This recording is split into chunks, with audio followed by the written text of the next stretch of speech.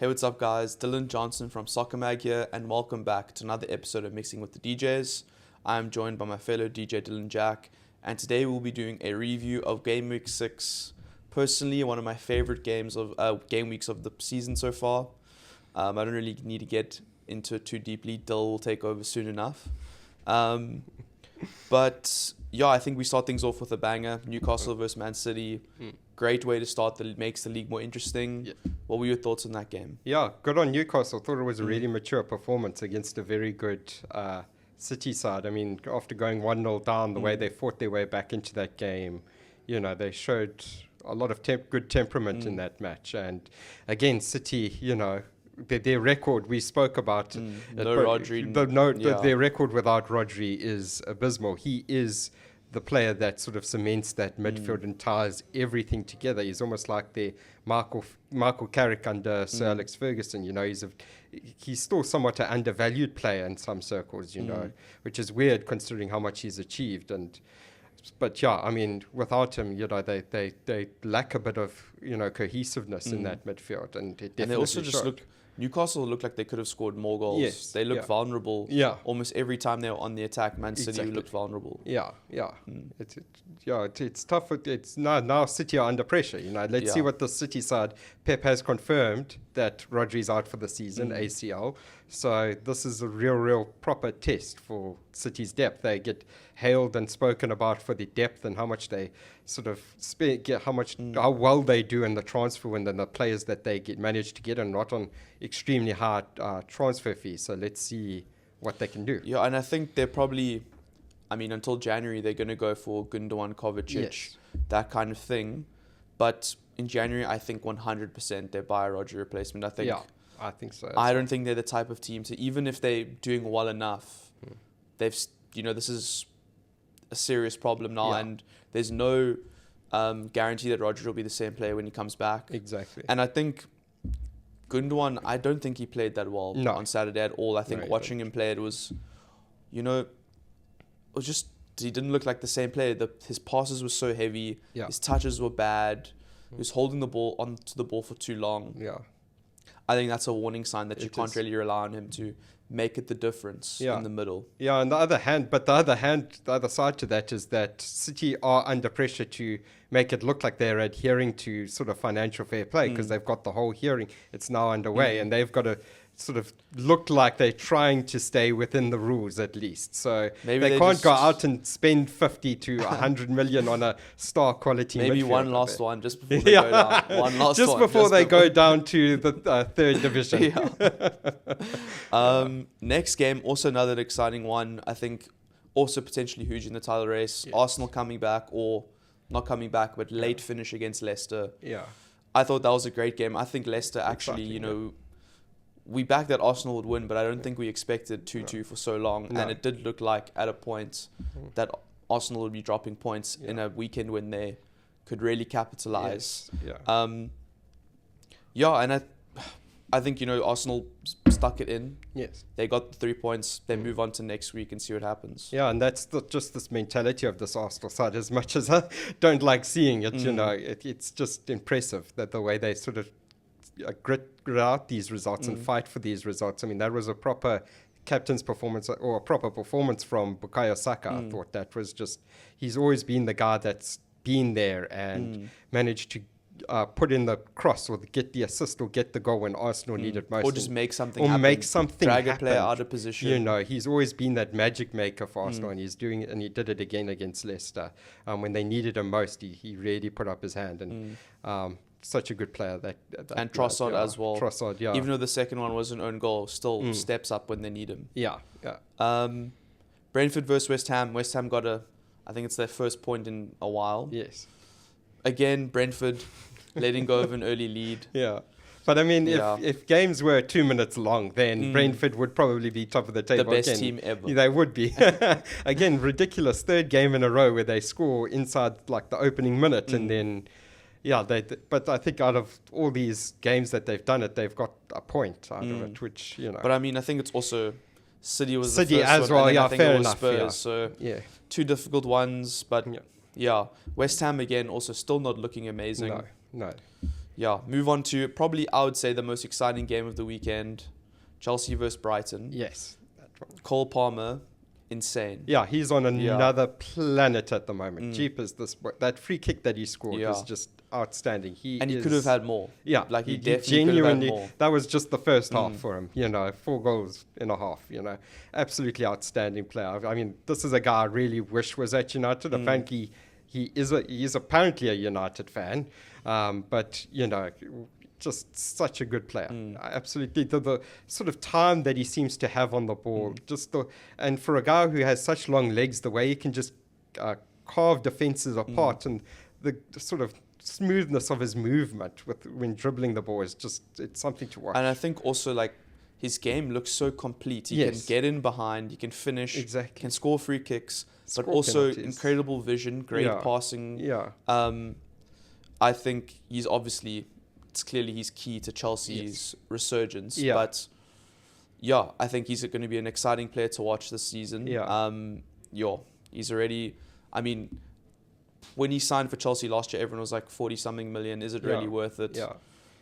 Yeah, he is more than worth and double that now already, I think. Yes, yeah. Everton versus Palace. The mighty Toffees get their first win of the season. They leapfrog Palace, who go into the relegation zone. Yeah, it's not looking good for them. I think that's been probably... We talk a lot about West Ham, but Palace have been the most... It's actually... I'm actually quite shocked. They have been... I think, given the expectations that they created with their finish to last season, they have been the most disappointing team this season. I mean, they just can't seem to get a win for the life of them. This was a game where, if they were going to put it right, I mean, an Everton team that can go 2-0 up, but seemingly just throws away leads for the fun of it. This was a game where they really should have got 3 points out of it, and they just can't carve out a result for them. And I think it's 3 draws. They got 3 points and it's 3 draws. Yeah. So their attack, they're not scoring goals. They just really aren't scoring goals at all. No. And their attack is pretty much exactly the same besides Elise. Yes. So Mateta, who looked insane last season, is not doing anything. Eze, he's trying, but he's almost man alone in that, and he's also never been like a main goal scorer. No. So I don't know how they're going to change things up. Yes. I just don't see it. I mean, they're playing Liverpool next. We'll talk about that in the next episode, but it's not looking great for Palace at the moment. Yeah, but good on Everton. I mean, finally they managed not to sort of go 2-1 up and not throw finally away. Paid off. They're probably almost one of the top scorers in the competition. And they've only got 1 win to show for it. Yes. Fulham versus Forest. I think we both predicted this would be a draw, but we also said it could go either way. Yes. Yeah, Fulham are looking impressive at the moment. I mean, they're sort of sitting, sixth mid-table. It's a good... I was always wary of this because, as I've said, they didn't make a lot of changes. They brought in some good quality with Emile Smith-Rowe, and it's showing they really, really settled. They're able to put in a good performance when they need to. They troubled United a bit in that opening game of the season, and they've got some good results. I mean, beating Newcastle, no one really saw that coming, but they deserved it, and another good win for them. And I think it's also suiting them that they're going under the radar because everyone's focused on Palace, everyone's focused on West Ham, Aston Villa, Newcastle. That area is, theirs for the taking because no one's really... in the most respectful way possible, no one's really concerned about them the same way they are about those other teams. No. After that, Liverpool versus Wolves, and I think I said 2-1 for my prediction last week. And I think the game went pretty much exactly how I thought it would. Wolves, first half an hour, Liverpool struggled to get control of the game, and they looked dangerous on the attack. I think the goal that we conceded was just so poor. Konate just has to clear that. I know that Alisson looks like he's coming out, but as soon as he hesitates, you have to just get rid of the ball. You can't be letting Wolves back into the game like that. And I mean, I'm happy we got the penalty to make it 2-1. But I think overall that performance, you take the 3 points similar to Arsenal, take the 3 points, move on, don't think about it again. That's pretty much all I have to say. But some good performances again from like Ryan Gravenberch. I think Konate overall did play well besides his mistake. Salah looked good. Jota again looks good. Looks like that little break he had with Nunez has suited him. Yeah, I think overall happy again. Yeah. Ipswich, Aston Villa, I think that's Ipswich's 4th draw now in a row or Yes. something like that. And I mean, Liam Delap looks like a quality He player. does, yeah. He doesn't look like he'll be there for very long. No. And Villa, I kind of feel like this performance has been coming because I think we mentioned it last week that they seem to be going 1-0 down Yes. and then fighting back every game. Yes.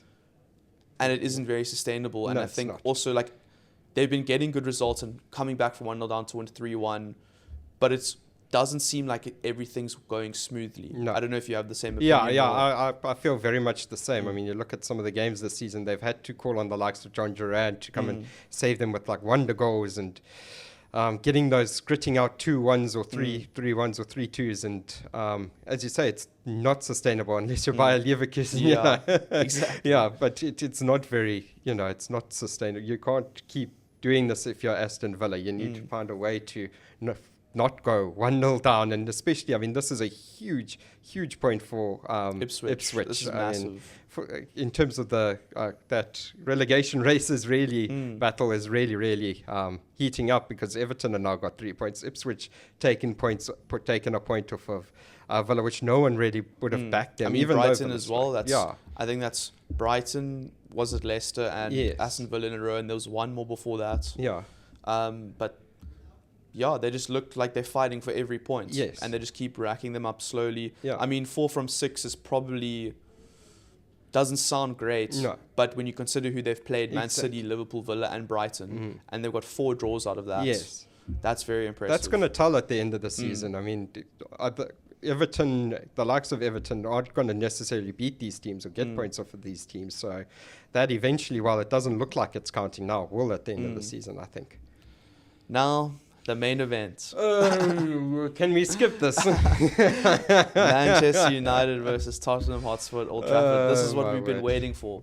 I've been waiting the whole evening and morning to hear what your opinion on this game was. Yeah. What did you think?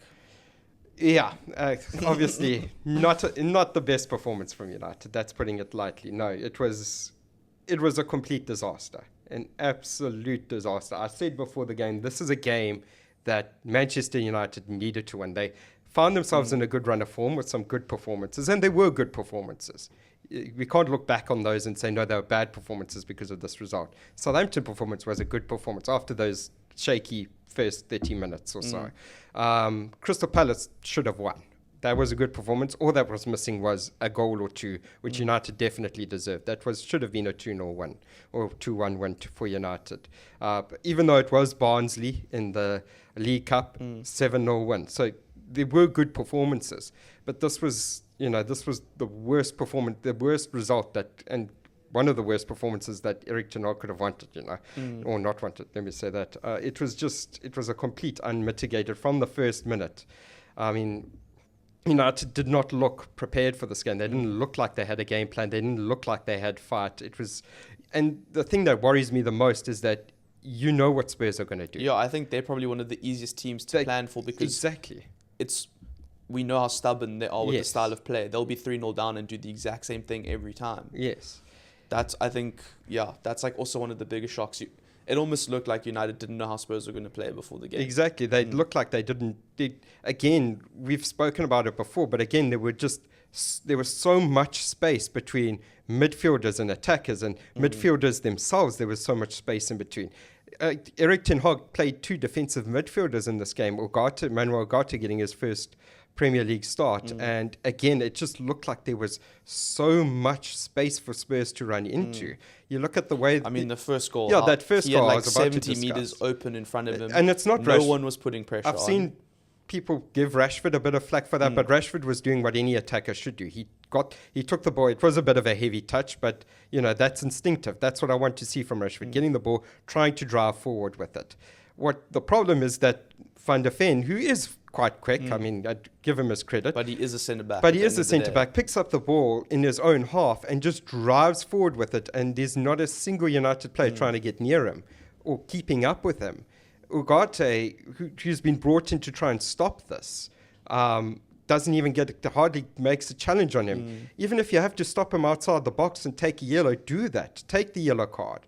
but Van der Ven is allowed to run all the way from inside his own half into United's box and put in a cross to an Almost unmarked... under no pressure in the box Under no as well. pressure Yeah. to unmarked Brennan Johnson. And when you look at that first goal, Brennan Johnson and Delo are level for most of that build-up. And then Delo just stops keeping up with them as soon as they hit the box. That's unforgivable defending. That really, really is shoddy defending. And Delo's actually been very, very good this season. I just can't understand how you, as a left back, right back, are just letting your man on the back post get a free run and a tap in. That's awful defending. And I think we'll speak about the future of Erik ten Hag Yes. inevitably, but those kind of goals, I don't even think you can say that's coaching. That's No. literally players Yes. switching off completely. It's Exactly. not Erik ten Hag saying, let him run through the team. No. It's not him saying to Delo, leave him at the back post. Yes. I feel like United managers since Fergie have always had those kind of things happen, Yes. like these coach-killing moments Yes. where it's like, okay, he has there's more than enough criticism to go Ten Hag, Yes. but the players also just do incredibly stupid things Yeah. all the time. Yeah, and that's why I sort of subscribe to the sort of hierarchy of blame thinking. It's that everyone, if a club finds itself in a position like United find them on now, it's not all on the manager. The ownership has to, both the Glazers and Ineos have to take blame for where United are now. The players have to take blame. The coaches have to, everyone has to take some level. How you apportion that blame is up to you, but everyone has to take blame for where United are and the predicament they find themselves in now, I think. And I mean, moving on to Ten Hag, it is tough. It's tough for him now. Now he's on, I mean, he has to be on thin ice now. I mean, since the start of last season, I mean, United have won 20 games out of 44. That's terrible. It's terrible. It's a -4 goal difference. Scoring goals it's weird because Ten Hag's that Ajax, sounds like a relegation battling side. Exactly, a -4 goal difference. And it's so strange because Erik ten Hag's Ajax were one of the highest scoring teams in Europe. Of course, they were playing in the Eredivisie, which obviously helped them. But this is including sort of Champions League goals where they were playing top teams. You know, so I don't know. I do feel a little bit for Ten Hag because his first 2 seasons were obviously under a chaotic sporting management. He was given very little sort of support from the board. It wasn't ideal for him the way he came in. He took over a struggling team. It wasn't like Slot, who's come in and taken over at least the remnants of a Premier League winning team. Ten Hag was meant to be a coach. Yes. But I mean, and Ten Hag was meant to be renowned for his coaching. I mean, we saw when he first came in that first season, we saw those sort of videos of him getting involved, always getting sort of stuck in training sessions and being active in making sure the players understand the way he wants to play. But it's so weird that the players just look now like they don't have a game plan. There's no ideas there. So yeah, it's worrying times for Ten Hag. And with the next couple of games coming up, you wonder whether he's going to last until beyond the international break. I said, earlier after the Liverpool game that, it might have been he might be given until Christmas to turn this around.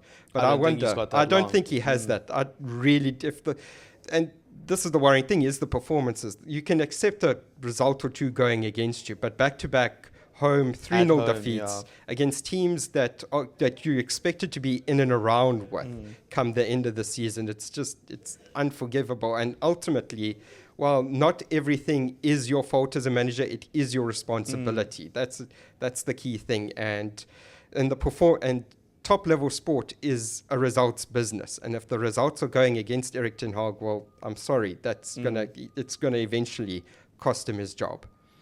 Yeah, and I think a lot of the analysis last night was how much money he spent. Yes. And I think that is a huge factor. I mean, they pointed out obviously Antony as being one, but I just look at the squad and I think the squad looks better. Yes. I think the players they've signed, they look better on paper. And I think the criticism that Ten Hag must take is that he isn't improved. I don't think he's improved in a single player that has come to Man United since he's been there. I think arguably a lot of them have gotten way worse. And I think it's because he doesn't protect, there's no style of Manchester United. No. I think you know how Arsenal play, you know how Man City play, you know how Spurs play. Yeah. You can see now Liverpool are making progress in this. From the first game, it's like, okay, you know how Liverpool are going to play. Manchester United seem like they play the same way every week, which is just completely open, very little structure. Yeah. Give it to Bruno and hope he can find Rashford or Yes. Garnacho on the counter. Yeah. And Onana, you have to make 30 saves today. Yes.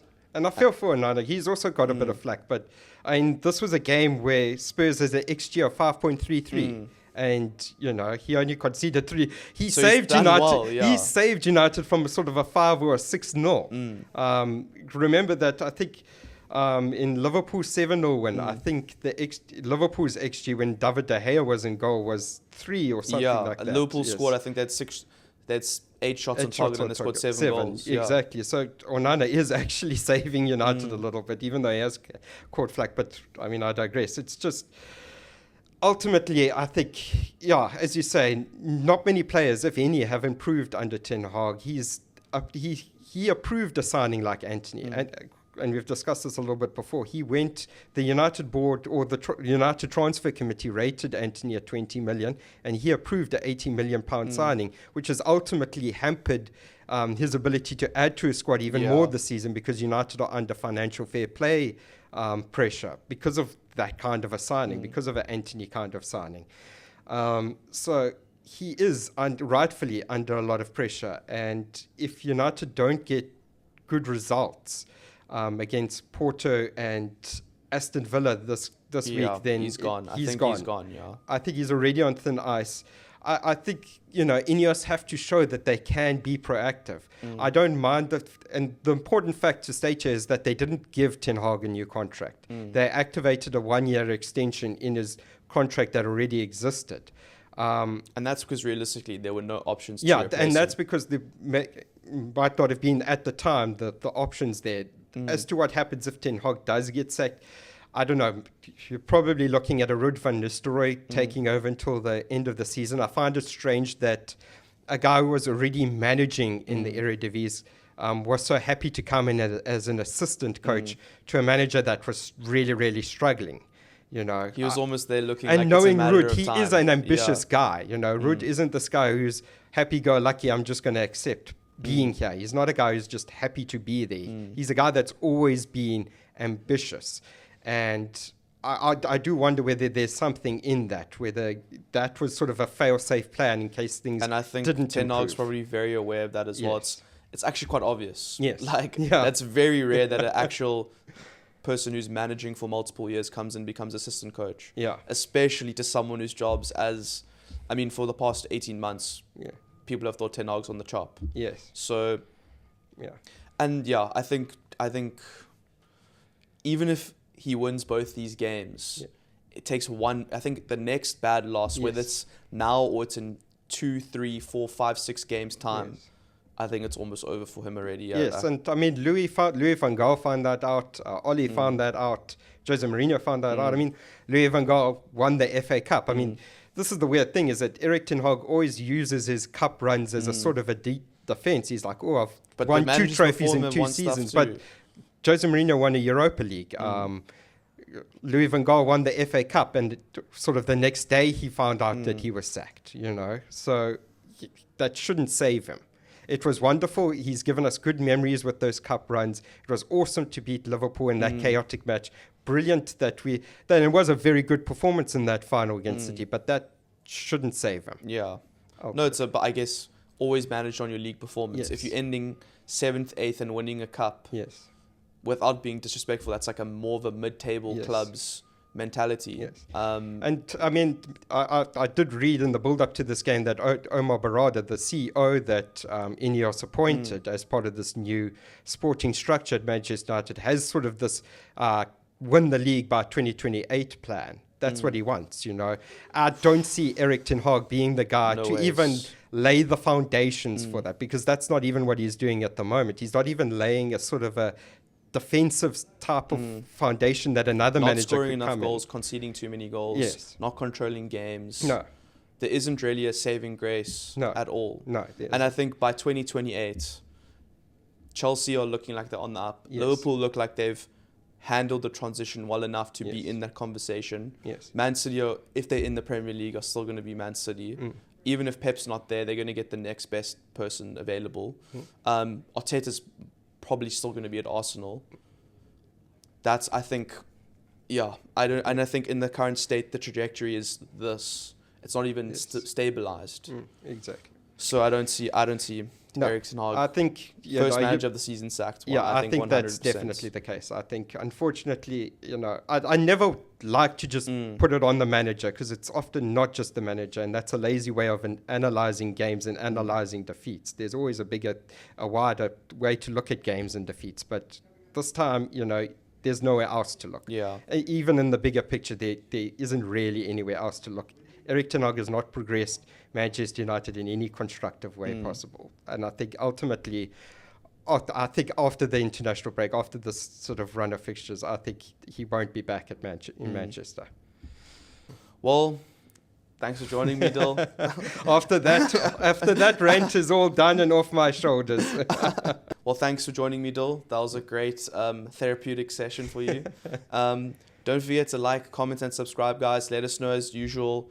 When are we wrong? When are we right? We really appreciate it. And thanks for joining me. Cheers. Thanks.